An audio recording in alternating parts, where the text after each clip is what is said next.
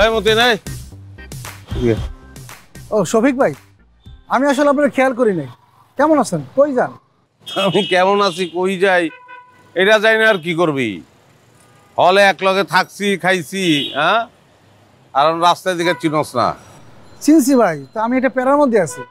মাঝে মধ্যে আমি নিজেই তো নিজের ঠিক মতো চিনতে পারি। কারণ কি? বিয়া। আপনি নিজেই তো 3 মাস আগে আমার বিয়ার দাওয়াত খাইলেন। ওই বিয়াটা কইরা আমার জীবনটা ভাই প্যারাময় হয়ে গেছে গা। কেমন? এই 3 মাসে আমার বউয়ের প্যারায় আমার 30 বছর হায়াত কমে গেছে গা।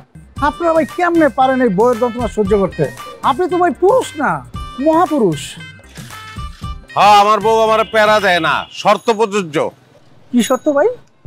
প্রোডাক্ট বেচার লেগে বিজ্ঞাপন দেয় না, পোস্টারে লেখা থাকে না, হ্যাঁ, হ্যাঁ, যে 20% ছাড় 30% ছাড়, নিচে ছোট্ট করে লেখা থাকে শর্ত প্রযোজ্য।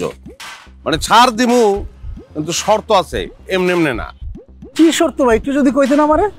বলবো, সবই বলবো। তুই আমার ছোট ভাই, একলগে হলে থাকছি খাইছি, হ্যাঁ, কত স্মৃতি। কিন্তু প্যারাটা কি এটা কত কি? ভাই সব রকমের প্যারা দেয়। সকালে নাস্তা বানানো, আবার যখন রাতের বেলা অফিস থেকে যাই তখন আবার কাপড় দেয়। ভাই ভাই সব রকমের কাজ আমার দিয়ে করায়। আমি যদি আমার বউরে কিছু কইতে যাই তাহলে একটা কথাই কয়, তোমার এই বিয়ে করে আমার জীবন শেষ। জাতীয় সংলাপ, মানে স্ত্রী জাতির জাতীয় সংলাপ। সব বউ স্বামীর এই কথাটা কয়, তোমারে বিয়া করে আমার লাইফটা শেষ। হ্যাঁ, তো কথা হইতেছে কি ছোট ভাই, জি, বউরে যদি ঠিকঠাক মতন সেটিংটা দিতে বলো তাহলে প্যারার দিন শেষ।